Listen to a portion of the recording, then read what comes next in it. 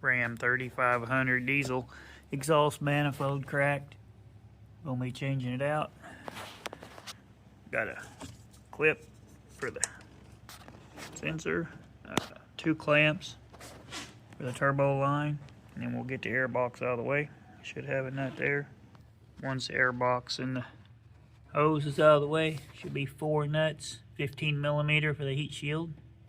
Remove the battery terminals of both batteries. And supply oil line, which is shot on this one, we'll be replacing it. Just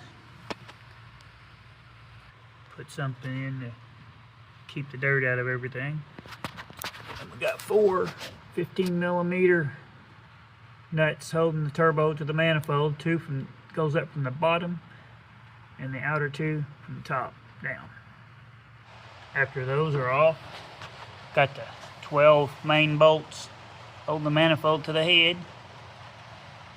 They are 13mm, 1/2 inch. Once those are out, the manifold should just lift right. There's the old manifold.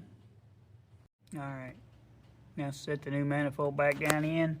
Make sure everything aligns up. Drop all your gaskets in, start all your bolts. Get everything in place before tightening anything up.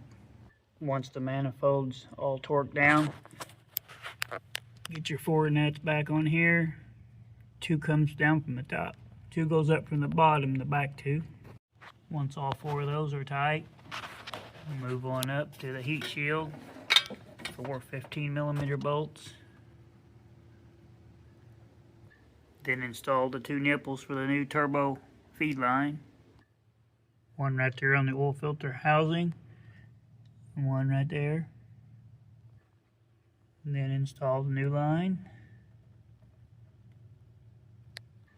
Set in your airbox and connect your battery terminals. And just start it up, check for leaks. Thanks for watching. Like and subscribe.